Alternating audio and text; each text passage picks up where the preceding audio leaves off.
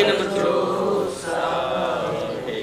शांति करो अनुकूल में हो जिन जी, शांति करो अनुकूल में हो जिन जी। मेरा मन में तू मेरा दिल में, तू मेरा मन में तू मेरा दिल में। ध्यान धरो पल पल में साहिब जी, ध्यान धरो पल पल में साहिब जी। शांति जिनेश्वर साचो साहिब, शांति जिनेश्वर साचो साहिब। ममता में दर्शन पायो, ममता में दर्शन पायो। आशा पूरो एक पल में हो जिन जी, आशा पूरो एक पल में हो जिन जी। शांति जिनेश्वर साचो साहिब, शांति जिनेश्वर साचो साहिब। निर्मल ज्योत वदन पर सोए, निर्मल ज्योत वदन पर सोए। निकस्यो जो चंद बादल में हो जिन जी, निकस्यो जो चंद बादल में हो जिन जी। शांति जिनेश्वर साचो साहिब, शांति जिनेश्वर साचो साहिब। मेरो मन तुम साथे लीनो, मेरो मन तुम साथे लीनो। मीन वसे जो जल में हो जिन जी, मीन वसे जो जल में हो जिन जी। शांति जिनेश्वर साचो साहिब, शांति जिनेश्वर साचो साहिब। जिन रंग कहे प्रभु शांति जिनेश्वर, जिन रंग कहे प्रभु शांति जिनेश्वर। पीठो जी देव सकल में हो जिन जी, पीठो जी देव सकल में हो जिन जी। शांति जिनेश्वर साचो साहिब, शांति जिनेश्वर साचो साहिब। प्रभु जी प्रभु जी बोलो 38 भक्ति नंबर 36।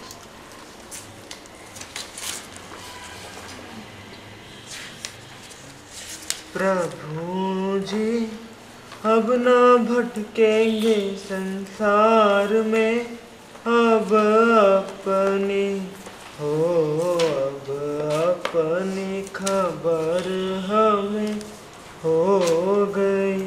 प्रभु जी अब ना भटकेंगे संसार में, अब अपनी हो अब अपनी खबर हमें हो गई।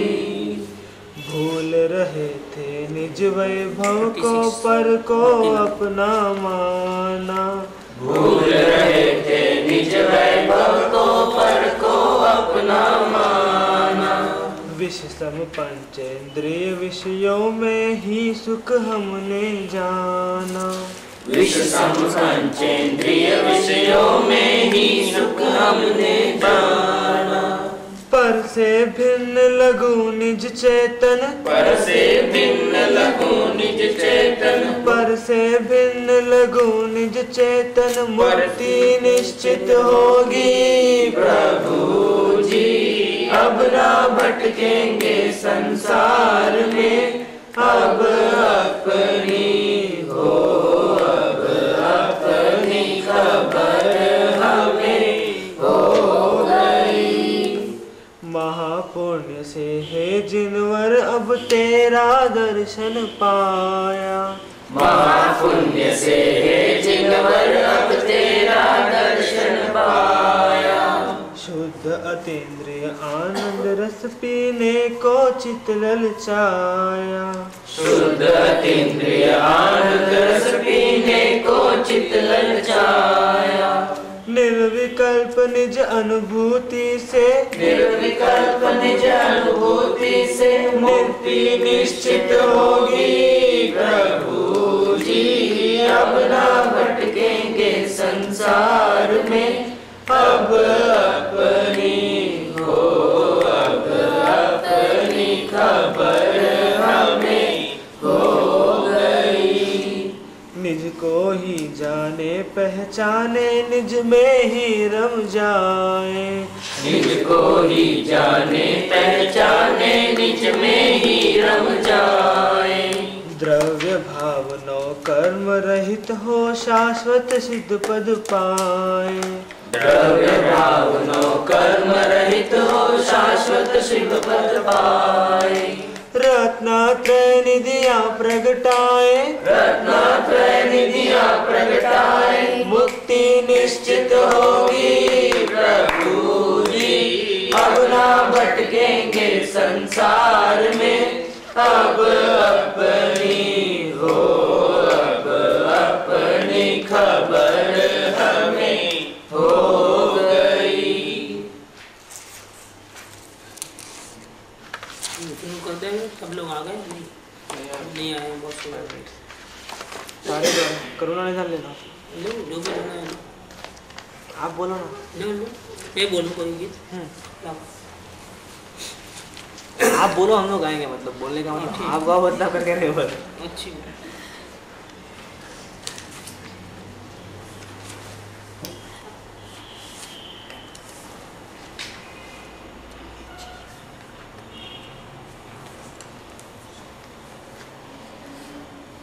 दिन रात मेरे स्वामी मैं भावनाए गाऊं। दिन रात मेरे स्वामी मैं भावनाए गाऊं। देहांत के समय में तुमको न भूल जाऊं। देहांत के समय में तुमको न भूल जाऊं। देहांत के समय में तुमको न भूल जाऊं। देहांत के समय में तुमको न भूल जाऊं। शत्रु अगर कोई हो संतुष्ट उनको कर दूं। शत्रु अगर कोई हो संतुष्ट उनको कर दूं। समता का भाव धरकर सबसे क्षमा कराऊं। समता का भाव धरकर सबसे क्षमा कराऊं। त्यागूं आहार पानी औषध विचार अवसर। त्यागूं आहार पानी औषध विचार अवसर। टूटे नियम न कोई दृढ़ता हृदय मिलाऊं। टूटे नियम न कोई दृढ़ता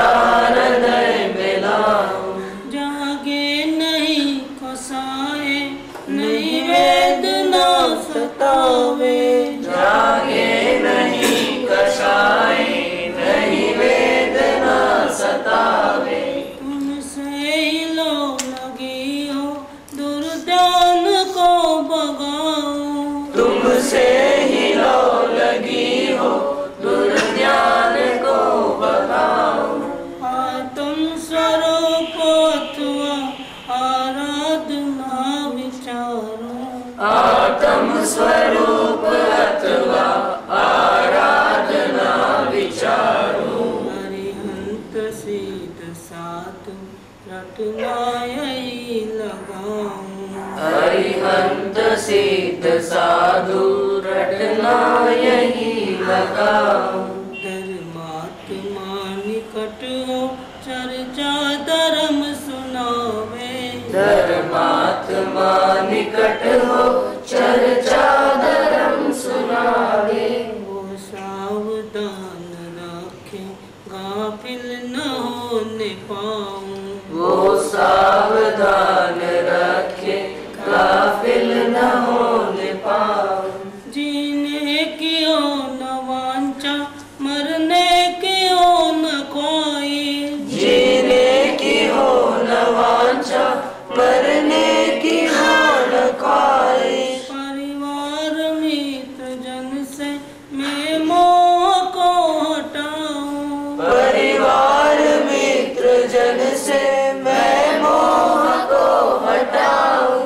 भोगे जो भोग पहले उनका न होवे सुमिरन, भोगे जो भोग पहले उनका न होवे सुमरन। मेराज संपदाय पद इंद्र का न चाहूं, राज संप्रदाय पद इंद्र का न चाहूं। रत्नत्रय का पालन हो अंत में समाधि, रत्नात्रय का पालन हो अंत में समाधि। शिव राम प्रार्थनाय जीवन सफल बनाऊं, शिव राम प्रार्थनाय जीवन सफल बनाओ। शिव राम प्रार्थनाय जीवन सफल बनाऊं, शिव राम प्रार्थनाय जीवन सफल बनाओ।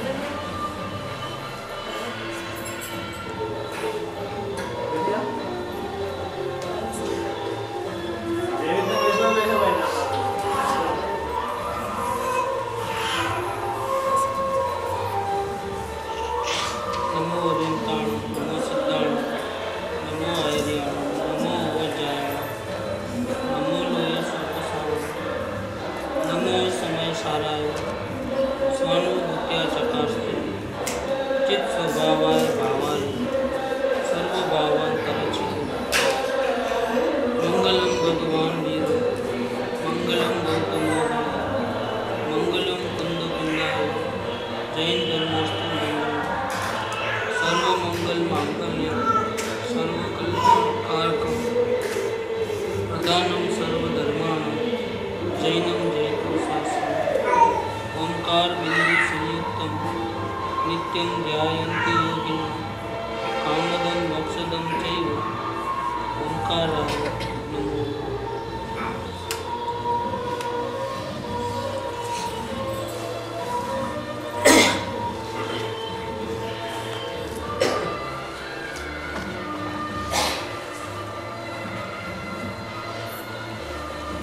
पूज्य बहन श्री के वचनामृत नंबर 96।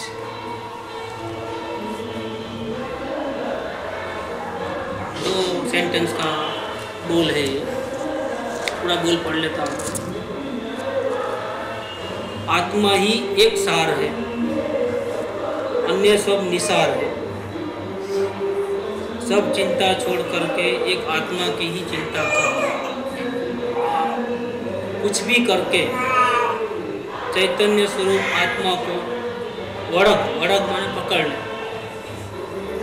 तो ज तू संसार रूपी मगरना मुखમાંથી છૂટી શકે। संसार रूपी मगर है, मगर जो पानी में रहता है, अगर वो हाथी का पैर पकड़ लेवे ना तो हाथी नहीं छुड़ा सकता है।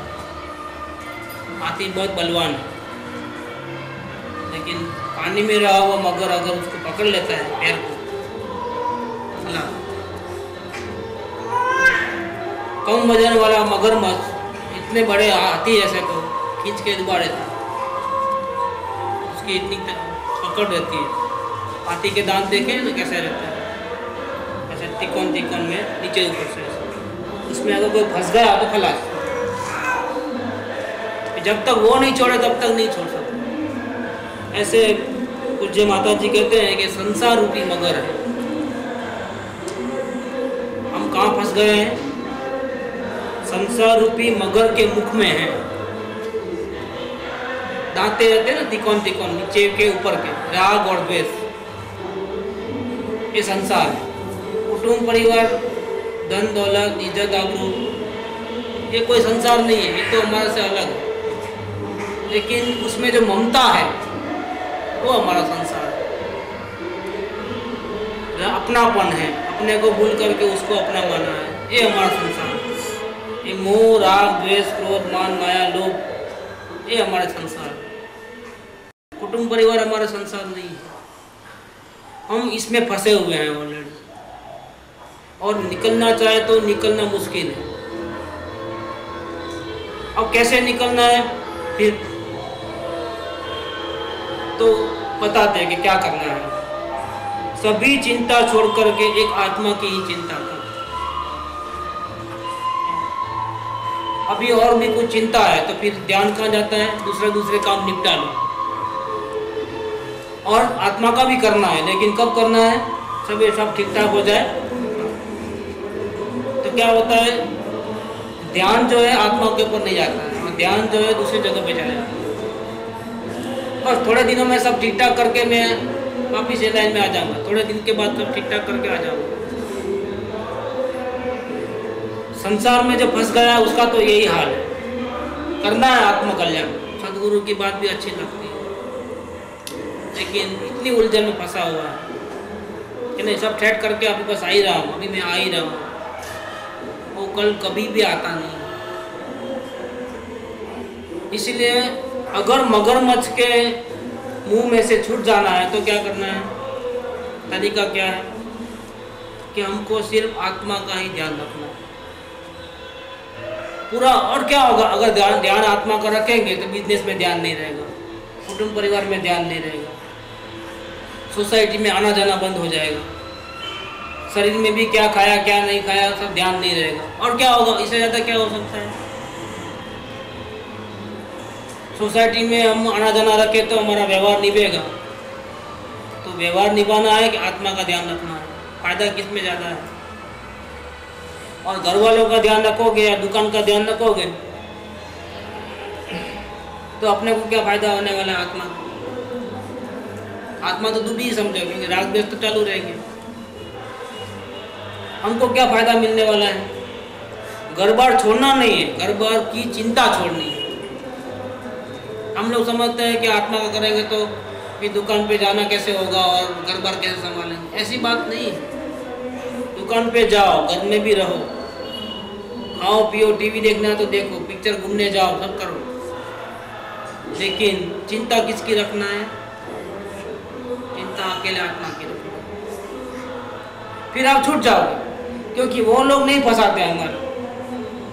हमको हमारे फिक्र नहीं है, हमको हमारे आत्मा की दरकार नहीं है, चिंता नहीं है, और अपने को भूल करके दूसरे काम में फंस गए। बस ये हमारा सबसे बड़ा गुनाह है। अभी हमको रिवर्स कर देना है। सबकी चिंता करके अपने को बाहर रखते हैं, इसके बदले क्या करना है? जहाँ हो वहाँ अंदर का चेंज कर देना है।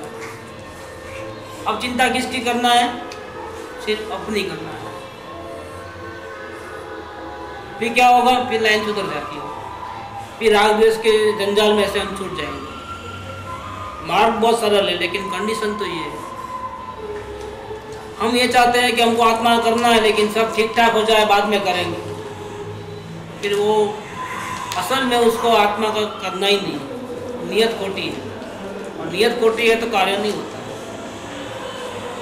जिसको बाढ़ में भले या पूरी आग लग जाए, धरती कम हो जाए, सब खत्म हो जाए, तो भी मुझे आत्मा का करना है। यहाँ तक कि यमराज भी सामने आ जाए तो भी एक पल ज़्यादा जीने की भीख नहीं मांगूंगा, मैं तो आत्मा का ही करूँगा। मुझे आत्मा चाहिए, जिंदगी चाहिए ऐसा नहीं। समझो अभी मरण पथारी पे आ गए तो हम क्या चाहते हैं? हम ये चाहेंगे कि कैसा भी करके कोई दवा लागू हो जाए और हाँ बच जाऊँ, अगर मैं तो मैं आत्मा का करूँ। किसको मांगा है? आत्मा को मांगा है कि लाइफ को मांगा है? लाइफ को मांगा है। ठीक नहीं है, लाइफ को नहीं मांगना है। डेथ बेड पे पड़े हैं तो भी हमको मेरे आयु से बढ़ जाए कैसा भी करके, इतना भिखारीपना नहीं करना। मुझे तो आत्मा का करना है। फिर अगर समझो डेथ हो जाए, लाइफ नहीं बचे, तो आत्मा का कर सकेगा कि नहीं कर सकेगा? कर सकेगा। कैसे कर सकेगा? क्योंकि प्राण कैसे छोड़े हैं उसने? आत्म भावना में छोड़े। रिजल्ट तो ही आएगा। समझो कोई आदमी डेथ बेड पे है, रिजल्ट क्या आएगा? या तो घर वापस आ जाएगा, अच्छा होगा, या क्या होगा? ऊपर पहुंच जाएगा। दो रिजल्ट है। अभी किसी को ऐसा लगता है इसके ऐसी केस के अंदर के, अरे जब सदगुरु आया तब तो मैंने काम किया नहीं, तब उधर उधर दूसरे काम में फंसे रहा, अब तो द एंड आ रहा है। डॉक्टर भी बोल रहे हैं कि 24 घंटा निकल, अगर बच गया तो बच गया, नहीं तो ऊपर चले जाएगा। ऐसी पोजीशन में क्या होता है? उसको अफसोस होता है कि बहुत गलत कर दिया मैंने, टाइम तो गंवा दिया, अभी तो जाना होने का तैयारी हो गई, आत्मा का मैंने कुछ किया नहीं। अब मैं भावना बाता हूँ कि कैसा भी करके अगर ये लाइफ बच जाए तो मैं आत्मा का करूँ। अब मैं गलती नहीं करूँगा, अब मैं गफलत में नहीं रहूँगा। ऐसे जीव की आत्मा भावना सच्ची है कि नहीं है? आप कह सकते हो कि वो लाइफ क्यों मांग रहा है? आत्म कल्याण करने के लिए, भोग विलास के लिए नहीं, तो उसकी आत्म भावना सच्ची है। लेकिन मैं बोलता हूँ बिल्कुल झूठा है। क्यों? कि अगर आत्म भावना सच्ची होती तो लाइफ की जरूरत नहीं है, क्योंकि वो कहाँ मरता है। उसको तो आत्मा ही चाहिए, ऐसे भाव होना चाहिए, चाहे बचे या नहीं बचे कोई मतलब नहीं। अभी ऐसी भावना रखने के बाद दो में से एक रिजल्ट आता है। मान लो कि बच गया, मान लो कि बच गया, तो क्या करेगा वो? करेगा क्या? उसने पहले ही शुरू कर दिया है। आत्मा चाहिए ऐसी भावना, तो उसका काम तो हो जाता है। और अगर समझो बच नहीं गया और ऊपर चले गया, समझो आत्मा तो नहीं मरती है, शरीर यहाँ रह जाता है। आत्मा भावना लेके गया है, और ऐसी भावना में मरने वाला जीव वो सदगुरु के पास ही पहुँचता है। इसलिए वो भजन नहीं आता है, भक्ति करता छूटे मारा प्राण, प्रभु एवं मांगो छू। इसका मतलब ये है कि मैं आत्मा की चाहना में, आत्मा के प्रेम में भक्ति करते करते भले आत्मा के दर्शन नहीं हुए तो भी मेरे प्राण तो ऐसे ही जाए। दूसरा कुछ नहीं मांगता हूँ। मृत्यु समय में मैं और कुछ नहीं मांगता हूँ। ध्यान नहीं कर सकता तो कोई बात नहीं, लेकिन आत्मा की महिमा भक्ति तो कर सकता हूँ। तो उसमें मेरे प्राण जाए तो क्या होगा? जहाँ भगवान विराजते हैं उस धरती पे जाना होगा। वहाँ कोई ना कोई सदगुरु मिल ही जाएंगे जो आपको आगे का रास्ता बताएंगे। ये इसका फल है। आराधना चालू हो जाएगी। और अगर यहाँ पर आयु से मांगा और मिल जाएगा तो धर्म करूँगा, ये अपने आप को धोखा देना है और कुछ नहीं। जब भी बेंगलोर आता है तो सब लोग तैयार हो जाते हैं, अभी तो आपके तो कर लेना है, आपके तो कर लेना है। मोस्टली तो कैसा होता है कि बेंगलोर में 8 दिन का स्टे होता है, तो आखिरी 3 दिन में सब जागते हैं। जब तक तो मिलने की सुनने की फुर्सत नहीं होती, आखिरी 3 दिन में ही होता है ज़्यादा। फिर जब जाने का आता है फिर थोड़ा दिन टेम्पो रहता है, बाद में सब खुश हो जाता है। हफ्ते भर में तो पूरी हवा निकल जाती है टायर में से, वापिस आना होता है। और हमेशा ऐसा होता है। अब के ऐसा नहीं हुआ है, थोड़ा अरेंजमेंट अलग हुआ है कि सबको घर में नहीं रहना है, सबको यहीं रहना है, यहीं खाना है, यहीं सब, एक एक्स्ट्रा सुविधा ताकि ऐसा ना हो, सावधान है। लेकिन अभी भी टेम्पो नहीं जमा है तो जमा लेना है। 7 दिन दुकान नहीं बंद कर सकते हैं, अगर आत्मा के लिए हम क्या नहीं कर सकते। अगर हमको आत्मा की चिंता है तो सब कुछ कर सकते हैं। यात्रा पे तो जा नहीं सकते, लेकिन यहाँ पर भी अगर हम यात्रा का माहौल बना सकते हैं। और देखो क्या होता है, 7 दिन में दुनिया पलट सकती है अगर पलटना चाहे तो। लेकिन शर्त क्या है, सब चिंता छोड़ करके एक आत्मा की ही चिंता कर, तो ही तुम संसार रूपी मगरमच्छ के मुंह में से बाहर निकल सकेगा। नहीं करना है, लेकिन थोड़ा ये प्रॉब्लम का ध्यान रखना। दूसरा मैं बोलता हूँ, कब प्रॉब्लम नहीं है अपने पूरी लाइफ में, कब हम ऐसे थे कि बिल्कुल आज तो बिल्कुल काम नहीं है, निश्चिंत है। संडे को भी निश्चिंत नहीं रहते हैं, संडे को भी सब वो मंडे का काम नहीं, आज नहीं, संडे को करूँगा, ट्यूसडे को काम नहीं, संडे को करूँगा। संडे पूरा फुल हो जाता है। संडे को भी पूरा काम कभी नहीं कर पाते हैं, कहीं जाना आना होता है तो कहाँ कर पाते हैं, कुछ भी नहीं होता है। और लाइफ ऐसी ही चले जाती है। ऐसे करते करते ज़िंदगी में कभी भी ऐसा दिन नहीं आया है कि जिस दिन हम टोटल फ्री रहें, कभी टाइम मिलेगा ही। इसीलिए सब 1000 प्रॉब्लम है, लेकिन सबसे बड़ा प्रॉब्लम क्या है उसको पहले सॉल्व करना है। एक बड़ा प्रॉब्लम सॉल्व करते ही बाकी सब छोटे छोटे प्रॉब्लम सब सॉल्व हो जाएंगे। समझो हमारे 3 दुकान है, एक में 100 रुपये का रोज का फायदा होता है, दूसरा 50 रुपये का रोज का नुकसान है, एक में 500 रुपये का रोज का नुकसान है। 3 दुकान है, अब क्या करोगे? सबसे ज़्यादा ध्यान कहाँ जाएगा हमारा? 50 रुपये नुकसान वाले में ध्यान जाएगा, 100 रुपये कमाई हो रही उसमें ध्यान जाएगा, कि 500 रुपये का नुकसान हो रहा है वहाँ ध्यान नहीं। क्यों ऐसा? नुकसान हो रहा है। ऐसे हम जितना भी बाहर की चिंता करते हैं अपने आत्मा को छोड़ करके, उन सब में किसका नुकसान हो रहा है? दूसरों को शायद फायदा होता होगा, घर वालों को फायदा होता होगा, हमारे वहाँ ग्राहक को भी फायदा होता होगा, सप्लायर को फायदा होता होगा क्योंकि उसका माल बिक रहा है। लेकिन हमारा क्या होता है? हमारा केवल नुकसान होता है। राग द्वेष बढ़ते रहते हैं और कर्म किसके बंधे जाते हैं? हमारा। तो हमारा क्या होता है? नुकसान ही होता है। लेकिन दुनियादारी में तो हम बहुत होशियार हैं, जहाँ ज़्यादा नुकसान होता है उसको पहले स्टॉप करते हैं, ध्यान देते हैं। अगर उसकी बाजी पलटा सकते हैं तो वेरी गुड, नहीं पलटा सकते हैं तो बेकार का नुकसान कौन करे? रोज का 500 रुपये बंद करो खटा। क्या अभी 1 साल पहले लगाया था, लेकिन क्या करें, लॉस थोड़ा करेंगे, फिर नाक कट जाएगी कि देखो बहुत बड़े चले थे, इतना इन्वेस्टमेंट वो है। लेकिन लगता है कि नहीं चलाने में उल्टा फायदा है, चलाने में उल्टा नुकसान। सेल टैक्स वाले नहीं छोड़ेंगे, इनकम टैक्स वाले नहीं छोड़ेंगे, कारीगर लोग नहीं छोड़ेंगे, सेल्समैन नहीं छोड़ेंगे, सब नहीं छोड़ेंगे। किराया, इलेक्ट्रिसिटी, ये तो सब लागू ही है। म्यूनसिपालिटी टैक्स बंद करने में इतना सारा फायदा हो जाता है, फिर हमारा इन्वॉल्वमेंट भी खत्म हो जाता है। चालू रख करके 500 का नुकसान करना, इससे बंद करके 200 का नुकसान करना अच्छा है। कैसे? तो लॉस मिनिमाइज होगा और ध्यान नहीं देना पड़ता। इसीलिए हम उसमें तो माहिर है कि कहाँ कैसे करना है, लेकिन यहाँ ही नहीं मालूम।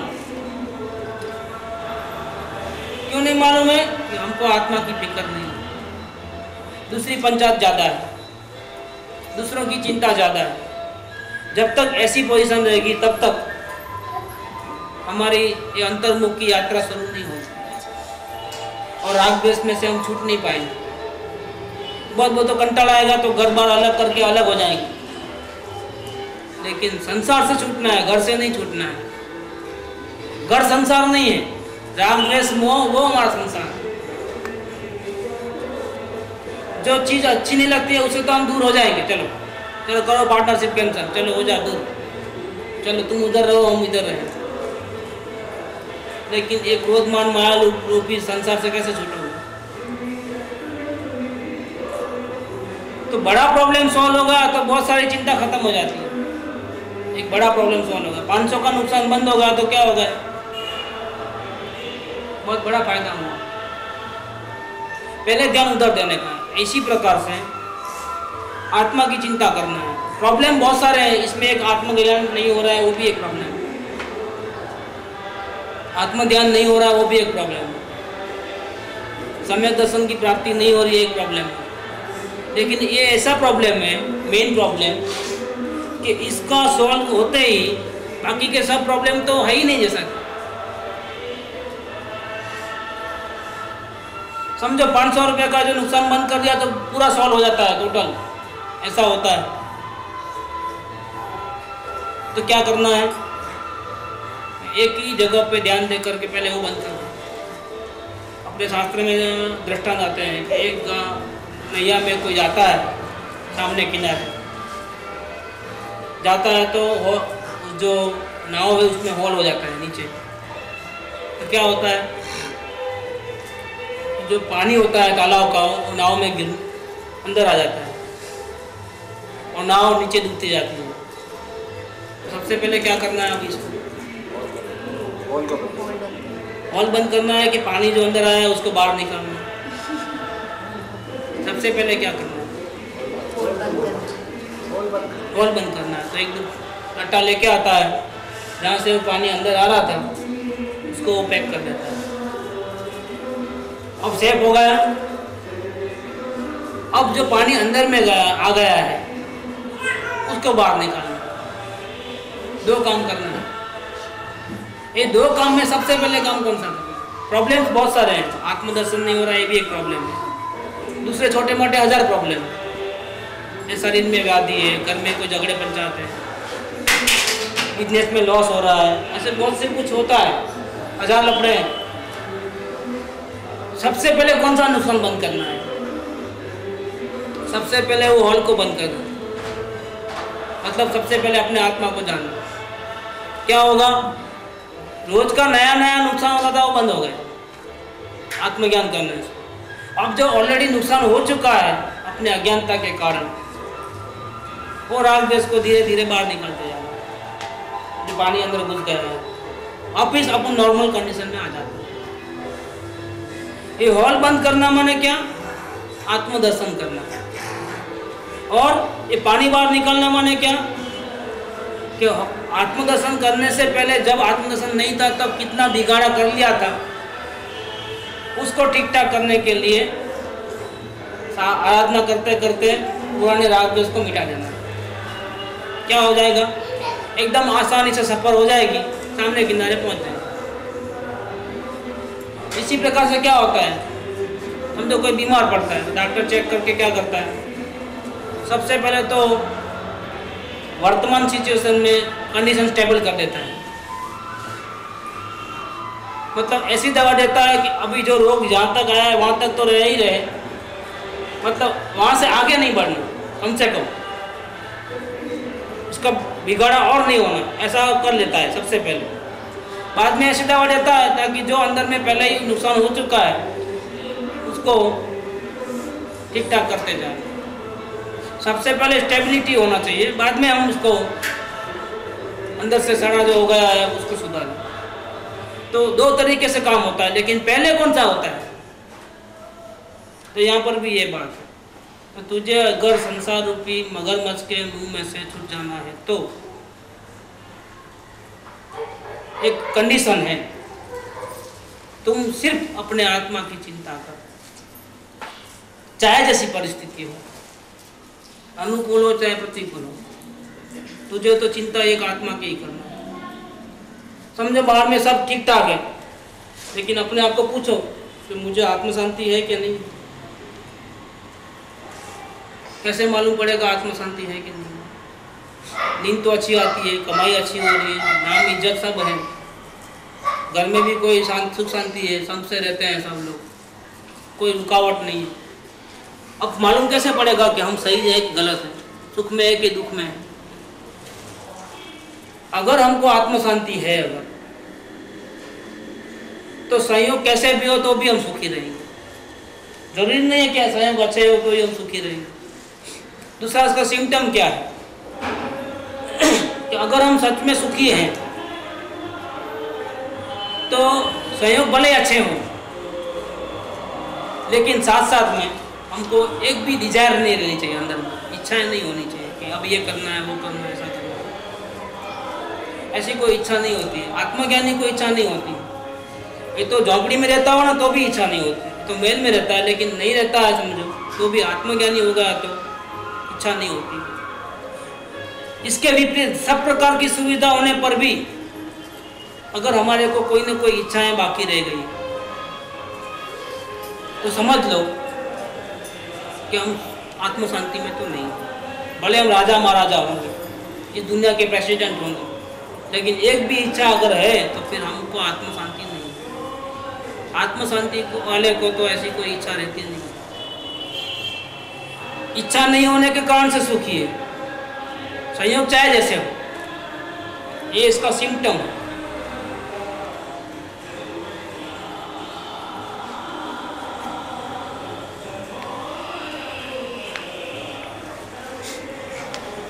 तो हम क्या इस पोजीशन में है क्या, वो हमको चेक कर लेना है। अगर हम अपने आप को सुखी मानते हैं तो सारी इच्छाएं खत्म हो गई। अगर हम अपने आप को दुखी मानते हैं तो किस वजह से दुखी मानते हैं? आत्मा शांति नहीं हो इसलिए, या संयोगों का दुख है इसलिए? अगर संयोगों के दुख के कारण दुखी मानते हो तो आपका डायग्नोसिस सही नहीं है। असल में आप दुखी क्यों हो? आप दुखी होने का कारण ये है कि आप अपने आत्मा को जानते पहचानते नहीं। अब सारे जगह गड़बड़ है, शरीर में रोग है, घर में झगड़े हैं, दुकान अच्छा नहीं चलता है। ऐसी कंडीशन में अगर कोई जीव आत्म शांति पा लेता है तो क्या हो जाएगा? दुखी होगा कि सुखी होगा? बाहर की कंडीशन नहीं बदली है लेकिन अंदर से बदली हो गई, तो ये सुखी होता है कि दुखी होता है? वो परम सुखी होता है। जो अपने निहालचंद सोगानी जी की बात है, कलकत्ता में वो नौकरी करते थे, गुरुदेव की कृपा से उनको आत्मज्ञान हो चुका था और कर्फ्यू के दिन लड़ाई झगड़े कुछ हुए होंगे सिटी के अंदर, कर्फ्यू लग गया। फैमिली तो पूरा अजमेर में रहता था, ये धर्मशाला में रहते थे। धर्मशाला में 2 महीने तक रहने की इजाज़त है, इसके बाद दूसरी धर्मशाला में जाना। वहाँ रहने के बाद फिर आ सकते हो आप, कंटिन्यू जॉब में नहीं रह सकते आप। इस प्रकार से उनकी पोजीशन थी। और बिजनेस के लिए तो कलकत्ता में रहना पड़ता था। अब इतने में कर्फ्यू पड़ा तो 4 दिन तक उनको खाना नहीं मिला क्योंकि होटल तो पूरी बंद हो गई थी। तो आत्मा की बहुत महिमा करते थे तो उनके आजू बाजू वाले पूछने लगे कि आप तो बोल रहे थे ना बहुत मज़ा आ रहा है, बहुत मज़े में हो, कोई टेंशन नहीं है, अब 4 दिन से खाने को नहीं मिल रहा है तो क्या हो रहा है? दुखी हो कि सुखी हो? ऐसा पूछा और टोन मारा हो, पूरी हवा निकल गई ना। तो क्या बोलते थे कि 70 लाख की आबादी में मैं अकेला सुखी हूँ। ऐसा नहीं है कि उनको भूख नहीं लगी थी, भूख तो लगी थी। और आटा कहीं से भी मिल गया तो पानी में मिला करके खा लेना पड़ता था, लेकिन फिर भी वो परम सुखी थी ऐसी हालत में। क्यों? क्या वजह थी? वजह ये थी कि उनको आत्मा का ज्ञान हो चुका। आत्मज्ञानी नरक में भी सुखी होते हैं और जिसको आत्मज्ञान नहीं है वो स्वर्ग में भी सुखी रहते हैं। अभी आपने जैसा कहा कि सुखी की हमको अपने आत्मा को क्यों अपने आत्मा नहीं जानते इसके लिए दुखी है या संयोगों की वजह से दुखी है। तो अभी और एक भी स्टेज देखने में आया है कि संयोगों के वजह से भी दुखी में नहीं है और आत्मा नहीं जानते इसकी वजह से भी दुखी नहीं है। उसको दुख इस बात का है कि वो अच्छा नहीं है, मतलब वो उससे जो राग द्वेष हो रहे हैं, जो वो बाहर में वर्ताव ठीक नहीं कर रहा है, बाहर में संयम भरा वर्ताव नहीं कर रहा है, उस वजह से भी दुखी हो जाते हैं। उसको भी ठीक करने का एक ही उपाय है कि हम आत्मा को जान लें। आत्मा को जानने से कंट्रोल अपने आप आएगा। लेकिन बाहर में आपका वर्तन विनयशील नहीं है और संयममय नहीं है, उस वजह से आत्मा को जानना वो भी तो सही नहीं है ना। बाहर में आपका वर्तन विनयशील नहीं है, संयममय नहीं है, बाहर में आप सरल नहीं हो, उस वजह से दुखी होकर के आत्मा को जानना वो भी तो सही नहीं है ना। क्यों सही नहीं? बाहर के वर्तन से क्या करना है? अगर आपको आत्मा को जानना है तो आप आत्मा को नहीं जानते हो, इसके लिए आपका ऐसा सब वर्तन। वही तो मैं आत्मा को जानना है, इसके लिए आत्मा को आत्मा को नहीं जानते, इसके लिए आत्मा को जानना। इसलिए वर्तन में ठीक नहीं है। हम चाहते हुए भी हमारे परिणाम कंट्रोल में नहीं रहते। इसका वजह क्या है? क्योंकि हमको आत्मा, लेकिन फिर इसका मतलब ऐसा होगा कि भाई आत्मा को जानना है क्योंकि हमारे को हमारे वर्तन को कंट्रोल में रखना है, ऐसा तो नहीं है ना। वर्तन को कंट्रोल में रखेंगे तो आत्मज्ञान होगा, ऐसा नहीं है। आत्मज्ञान करोगे तो वर्तन कंट्रोल में आ जाएगा। क्या आत्मा को देखोगे तो महिमा आएगी कि महिमा आएगी तो देखोगे कि पहले क्या? आत्मा की महिमा आएगी तो देखोगे कि देखोगे तो महिमा आएगी?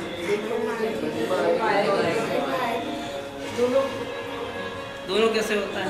ये गुरुदेव को पूछा है, गुरुदेव को पूछा है। क्या पूछा है मालूम? क्या आप बोलते हो कि आत्मा को देखो देखो देखो और आत्मा की महिमा करो, ऐसा ही बोलते हो? पहले क्या, बाद में? देखिए, हम तो ऐसा समझते हैं कि देख लेंगे तो महिमा आएगी, क्योंकि देखेंगे तो सामने वस्तु होगी तो फिर महिमा आ जाएगी, क्योंकि है ही इतनी उत्तम चीज। लेकिन आप कहते हो कि नहीं, आत्मा की महिमा करो, तो हम बिना देखे कैसे महिमा करें? कैसे झूठ मूठ हाँ बोल दे कि हाँ आत्मा बहुत महिमा बनते हैं? आप दिखाओ तो महिमा करें। क्या प्रश्न क्या है, समझ में आ रहा है? कि आप अगर हम जिस दिन आत्मा को देख लेंगे ना, उस दिन आप जो बोलोगे सब घर बार आपके नाम पे लिखना है तो लिख देंगे। आशीष ने भी कहीं नहीं लिया। बहुत प्राइम क्वेश्चन है ये। आत्मा की महिमा करेंगे तो देख पाएंगे। हमको महिमा पहले करना है कि आत्मा का दर्शन पहले करना है? महिमा पे। महिमा पे। लेकिन बिना देखे कैसे महिमा करो? संसार के सभी काम हम बिना देखे करते हैं, अगर देखा गया तो। ये जो डॉक्टर गोली देता है तो आपको पता है क्या है, जहर है कि अमृत है कि क्या है? आपको नॉलेज है क्या कुछ? फिर वो जो गोली देता है वो आँख बंद करके कैसे ले लेते हैं? उसको फेथ है। फेथ। दुनिया में जितने भी काम होते हैं वो फेथ पे जो होते हैं ना, वो डाउट से नहीं होते हैं। हर जगह कंपटीशन है। कोई बोलता है कि पहले पैसे दे बाद में माल दूंगा, तो बोले कि तुम्हारे जैसे बहुत बड़े हैं क्या? यहाँ तक कि सोना भी उधार पे मिलता है। सही में बोलता हूँ, बहुत वैल्यूएबल चीज़ है। हमको लगता है डायमंड का धंधा कैसे कर पाएंगे, लेकिन करोड़ का बिजनेस डायमंड का होता है हमारा। पैसा एक भी जेब में नहीं है फिर भी। क्यों? लागत दूसरा की रहती है, उसको बेचना है माल। बोलता है आप देखो कहीं दिखाओ हमारा माल। वो ऐसे ही 25-50 लाख का माल उधार दे देता है, जो हमारे पास 1 रुपया भी नहीं है। और पुड़िया देता है, हम जाकर के बताते हैं लगी गोली ठीक है, नहीं लगी तो भाई तेरा माल से रखवा।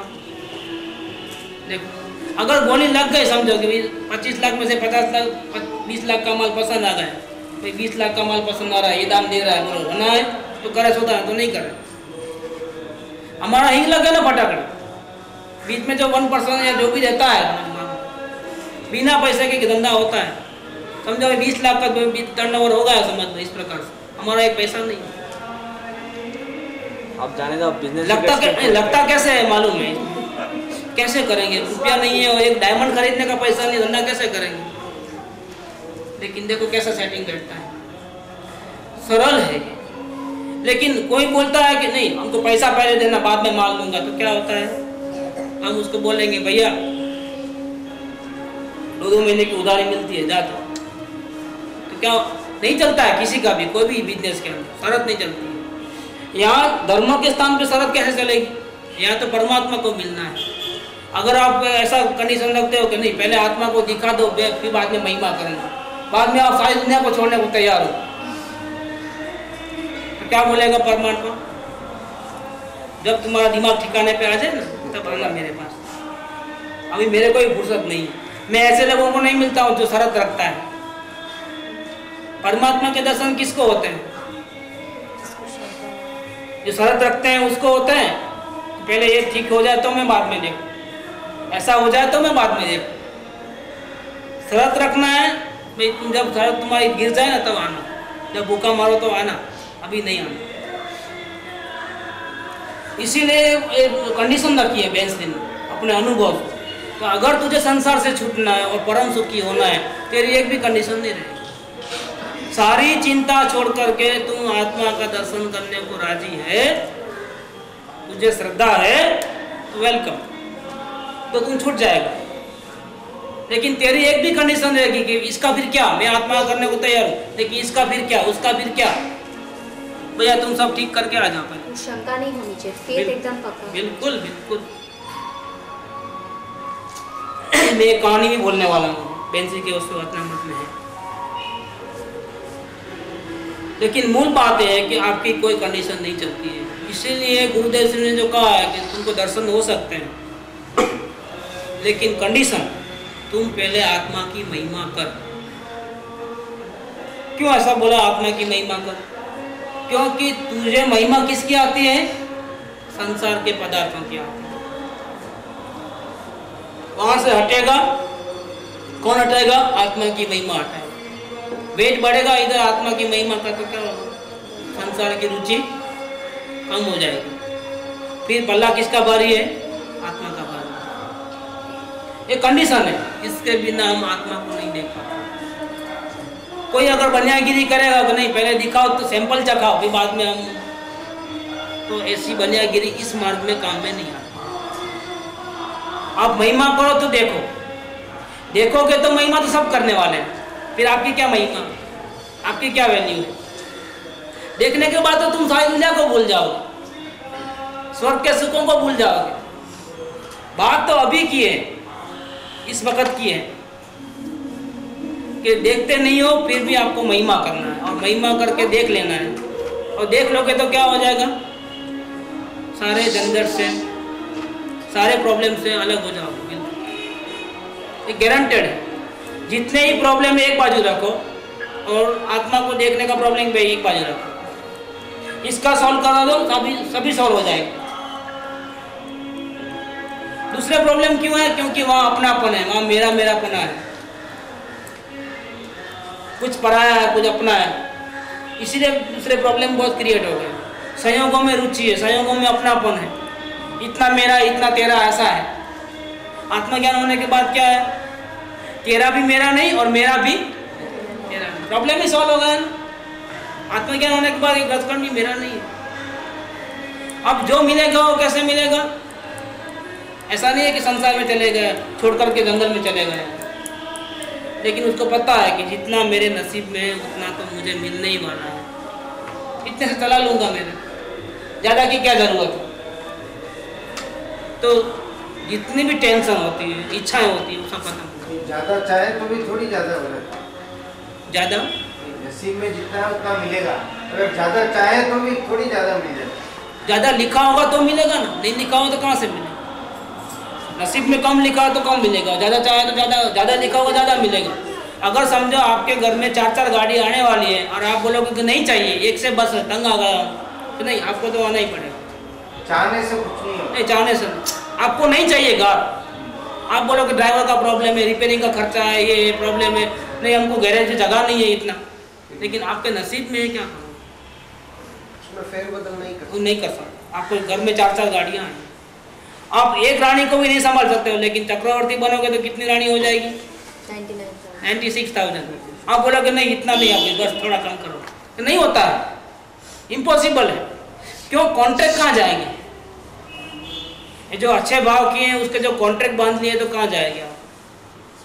कंपलसरी आपको भोगना है, आपकी इच्छा हो या ना हो। तो भरत चक्रवर्ती उसी भाव मोक्ष जाने वाले का क्या हाल है? 96,000 रानी, और आप हैरान हो जाओगे, 96,000 महल है, और एट ए टाइम सबके साथ हाजिरी रखनी पड़ती है उसको। ऐसा नहीं है कि 96,000 में से एक के पास गया तो बाकी के सब एक दिन का उपवास, ऐसा नहीं चलता है। इसको 96,000 रूप बनाने पड़ते हैं। आप बिलीव कर सकते हो इस बात को? क्यों? कॉन्ट्रैक्ट किया है, उसके पास ऐसी ताकत होती है कि वो कॉन्ट्रैक्ट को पूरा करने के लिए उसको क्या करना पड़ता है, एक साथ में 96,000 अपने एडिशन बनाना पड़ता है पुण्य की लब्धि से। और हर एक पत्नी के साथ वो रहता है, हर एक महल में रहता है। अगर समझो किसी पत्नी को वैराग्य आ गए, उसको दीक्षा लेने का भाव है, तो रोकेगा नहीं, ठीक है, लेकिन दूसरी शादी कर लेगा फौरन उसी दिन, क्योंकि उसके नसीब में क्या लिखा है, 96 कंपलसरी है। किसी का मानो डेथ हो गया, पहले ही चले गए, उसी दिन शादी हो जाती है। क्यों? कॉन्ट्रैक्ट है। ये क्या बताता है कि आपके नसीब में होगा वो कहीं तो जाएगा नहीं, और नहीं होगा तो आप कितना भी प्रपंच कर लोगे, मिलेगा नहीं। लेकिन क्या करें, आत्मा को नहीं देखा है और पर में अपनापन है, मेरा तेरा है, और सब समस्या वहां से खड़ी हो गई। इसीलिए ध्यान जहाँ जाना चाहिए वहां जाता नहीं, और जहाँ नहीं जाना है वहाँ बाकी काम बहुत सरल है। आत्मज्ञान करना बहुत बहुत ईजी है। कैसे, मैं बताता हूँ। एक कहानी इसके अंदर है कि एक शेर का बच्चा बचपन से ही बकरियों के टोले में चले गए। अब छोटे बच्चे को जैसा संस्कार दोगे ऐसा होगा। अब शेरों के उससे माँ बाप तो बिछड़ गए, शेर और शेरनी तो बिछड़ गए, वो तो जंगल में रहते हैं। और ये आ गया किसके साथ, बकरी के टोले के साथ। और बकरी वाले का मालिक था, उनके घर में आ गए। जैसे दूसरे लोग करते थे, मैं बोलना वगैरह, घास खाना वगैरह, ऐसा उसको भी भूख लगती थी, वो घास खा लेता था। शेर कभी घास नहीं खाता है क्या, लेकिन अब उसको बचपन से आदत पड़ गई तो वो घास खाने लग गए। दूसरे लोग जैसे बोलते थे मैं ऐसे, ये भी मैं बोलने लगा। अपनी भाषा भूल गया, गर्जना करने वाला वो खत्म हो गया काम। ऐसा करते करते वो बड़ा होता है। अब उसका अपीयरेंस भी अलग ही रहता है ना। दूसरे बकरियों का अपीयरेंस कैसे रहता है, इसका कैसे अपीयरेंस रहता है। इतने बड़े बड़े नाखून होते हैं, वो होते हैं क्या, इतने बड़े बड़े दांत होते हैं, मुंह देखो तो डर जावे ऐसा होता है। लेकिन उसको डर नहीं लगता था। वो अपने को क्या समझ लिया मालूम, मैं कौन हूँ, मैं शेर नहीं हूँ। था वो शेर, रूप उसका शेर का था, लेकिन वो क्या मानता है, मैं तो बकरी हूँ। क्यों कि वहाँ जहाँ वो रहता था वहाँ आईने नहीं थे क्या, इसलिए वो जिसका चेहरा देखता था, वो किसका चेहरा देखता था, वो हमेशा ये भी बकरी, ये भी बकरी, ये भी बकरी, ये भी बकरी, मैं भी ऐसा ही होऊंगा। आईना होता तो मालूम पड़ जाता कि ये कौन आया वापस, लेकिन आईना तो कभी अपना रूप देखा नहीं था क्या। और लैंग्वेज भी उसकी ऐसी हो गई, उसकी चाल रहन सहन सब ऐसा ही हो गया। अब क्या हो, सब वो सुबह जाता था वो जंगल में घास खाने के लिए, बाहर जंगल में सबके साथ, नीचे मुंडी करके जाना और घास खा के जैसा सब लोग सामने वापस आए ऐसे आ जाना। बस ये रूटीन होगा, ये जिंदगी हो गई इसकी, डर डर के जीने की। एक दिन जब जंगल में जाते हैं तो एक बड़ा सचमुच का शेर आता है, वो गर्जना करता है, तो ये सब डरपोक लोग सब भाग जाते हैं। लेकिन क्या मालूम उसने भागा नहीं, वो देखने गया कि कौन आया है। उसने शेर को देखा तो उसको डर नहीं लगा, क्योंकि वो खुद शेर का बच्चा था। ये सब लोगों को भाग के देखा, लेकिन ये भाग रहा था तो उसको उसने शेर ने बोला, शेर ने उसको भी देखा, इसने शेर को देखा। वो ऐसा हो, जो बड़ा शेर था ना, जो रियल, उसको चक्कर आने लगे कि ये क्या बात है, ये क्यों किसी को मार के खाता नहीं है, सबके साथ में रहता है। तो उसको बोलता है ठहर ठहर, तो वो ठहर गया। तू इधर क्या कर रहा है, क्या आश्चर्य होता है ना कि बकरियों के टोले में रहते हुए किसी को मार के खाता नहीं, क्या होगा। तो इतने में वो जवाब देता है मैं। अरे ये क्या हो गया, मैं उसको तो अभी वो तो हार्ट फेल हो जावे। एक शेर मैं बोलता है तो गुस्से में गुस्से में तो क्या आएगा अब, उसका तो चक्कर हो गया, क्या हो गया, आश्चर्यचकित सोचा उसने कि कुछ हो गया है घर में। ये मेरे जैसा शेर होकर के मैं बोलता है, उसको मालूम नहीं लगता है कि मैं शेर हूँ और वो खुद शेर है करके। अब क्या करना, वो थोड़ा समझदार था, बोलता अब ये थोड़ा फुसला के काम करना पड़ेगा, समझाता है, देखो भैया तुम गेटे नहीं हो, बकरी नहीं हो, तुम मैं क्यों बोलते हो। वापिस वो बोलता है मैं जवाब देते हैं ना आपस में। बोलो चलो खाओगे कुछ, किसी को पकड़ के खाओ, नहीं नहीं नहीं, मैं तो नहीं खाता, मैं तो घास खाता हूँ। देखो क्या बात है, तुम घास खाते हो, हमारी पूरी जाति पे कलंक लगा दिया तुमने। क्या शेर होकर के घास खाता है कि मेरे को तो बचपन से मेरे को दूसरा कुछ चलता ही नहीं। अच्छा तुम खाना खा लिए, अब पानी पीना है, चल मैं तुमको तालाब के पास लेके आया, ऐसा करके फुसला के लेके आया, चल मैं तुमको पानी दिखाता हूँ कहाँ है। जंगल में तालाब था, वहाँ लेके जाता है, देखो पानी पियो, शांत सरोवर था, पानी पीता है, तो पानी तो पियो, लेकिन देखो तुम इसमें तेरा मुंह भी देखो तुमको दिखता है ना मुंह कैसा है, मेरा मुंह देखो, तो देखता है अपना मुंह, पानी पीता है। तो बकरी ऐसा मुंह नहीं था, कैसा मुंह था वो, क्या जैसा। तब उसको बताता है देखो ये जो है ना तेरा मुंह है, देखो बाजू में मैं भी देखता हूँ, मेरा मुंह और तेरा मुंह बराबर है कि नहीं है, इक्वल है कि नहीं है, इक्वल है।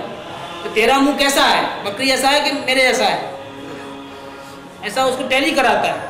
तो वो क्या बोलता है, नहीं बकरी जैसा मेरा मुंह नहीं है, मेरा मुंह तो आपके जैसा है, तो मैं तो शेर हूं, तो फिर तुम कैसे मानता हो अपने आप को बकरी, क्या। लेकिन मैं क्या करूं, नहीं तुमने गलत सोच ले लिया है, गलत संग में फंस गया, अब तुझे सब बात समझ में आ जाएगा। तूने कभी आईना देखा नहीं था ना, इसलिए तूने बकरियों को देखा तो क्या मान लिया कि मैं भी बकरी जैसा रागी द्वेषी संसारी हूँ।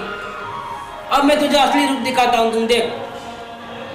ऐसा करके वो त्राड़ मारता है एकदम जबरदस्त। तो देखो तुम ट्राई करो, तो वो नहीं मिलन में आता है शोर शोर ऐसा करके, नहीं वो गाने में करे तो वो बोलता है शेर जो है गर्जना करता है सिंह, तो वो भी नकल करता है, तो मैं निकलता है क्या। लेकिन 2-4 बार प्रैक्टिस करता है तो क्या होता है, सेट हो जाता है, वो सेट हो गया है बिल्कुल। अब वो भी गर्जना करने लगा, अब जाता है उनके पास, मेढों के पास, वहाँ जाके वो जाकर के जोर से गर्जना करता है, तो क्या होता है, वही जो जिनके साथ रहता था अब तक, वो सब भाग जाते हैं। इस पर से पता चल गया कि ये मैं बकरी नहीं हूँ, मैं तो शेर हूँ। ऐसा करके फिर वो बोलता है कि चलो अब कहाँ जाना है, मैं चलने को तैयार हूँ तेरे साथ, डरपोक लोगों के साथ मेरे को नहीं रहना है, चलो मैं यहाँ, अब मैं बादशाह हो गया, अब चिंता नहीं है किसी बात की। ऐसा करके वो अपने असली रूप में आ जाता है। तो कोई प्रॉब्लम नहीं था किसी बात का, प्रॉब्लम उसने अपने आत्मा को नहीं जानते हुए क्रिएट कर लिया। आत्मा, अगर हम आत्मा ऐसे स्वीकार करेंगे तो भी हम आत्मा, स्वीकार नहीं करेंगे तो भी हम आत्मा है। लेकिन फायदा किस में है, स्वीकार करने में फायदा है कि नहीं स्वीकार करने में फायदा है। नहीं स्वीकार करके तो हम देख ले रहे हैं हमारी हालत क्या है। अगर हमको अपनी आत्मा वैसा भान नहीं है तो हमारी हालत क्या है, अभी कितने दुखी हैं, कितने झंझट हैं, कितने पंचायत हैं। और जिस दिन हमको मालूम पड़ जाएगा कि हम आत्मा हैं, फिर क्या होगा कि कौन सी हमारी दुकान, कौन से बीवी बच्चे, कौन सा घर मकान, कोई नहीं है। अपने को पता चलने से सारी चिंताएं जो है वही माहौल में रहते हुए खत्म हो जाएगी। ये बहुत इम्पोर्टेंट है, वही माहौल में रहते हो, वही माहौल में रहते हो आप, रहते हो उसी घर में, उसी शरीर में रहते हो, उसी परिवार के साथ रहते हो, उसी सोसाइटी में रहते हो, उसी दुकान में काम करते हो, लेकिन वही माहौल में आप बिल्कुल अलग हो जाओगे। फिर आपको कोई अटैच नहीं करेगा, इफेक्ट नहीं करेगा किसी प्रकार का। समझो ऐसा करके शरीर में भयंकर रोग आया तो क्या होगा आत्मज्ञान होने के बाद? तो अगर मामूली रोग है तो हम दवा भी लेंगे, लेकिन अगर समझो भयंकर रोग आया तो बचने के चांसेस नहीं है तो क्या करोगे? नहीं लेना है दवा हमारा, वो छोड़ेगा हम छोड़ेंगे उसको, रिवर्स हो जाएगा कि नहीं? वो तो हमको क्या छोड़ेगा, हम ही उसको छोड़ेंगे। हम ही छोड़ देंगे। जब उसको साथ नहीं देना है तो हमको कौन सा प्रेम है उसके साथ?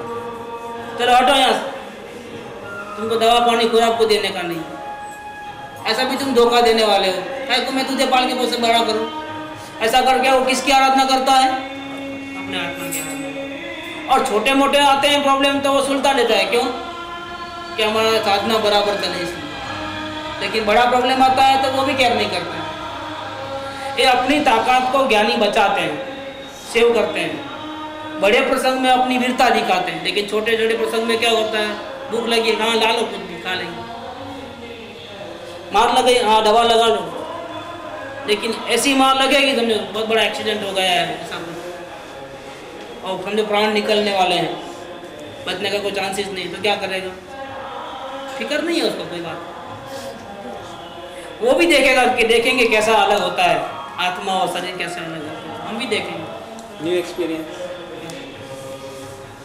जहाँ साधना का चांसेस है वहाँ तो शरीर का सपोर्ट करता है, जहाँ लगता है कि शरीर साथ देने वाला ही नहीं है साधना, अब क्या करेंगे? जाओ तुम ही जाओ अपने घर में, हम अपने घर में, तुम अपने घर में, हमको तेरे साथ पार्टनरशिप नहीं करते, बहुत कर ली, तो फिर वो दवा पानी खुराक सब बंद कर दे।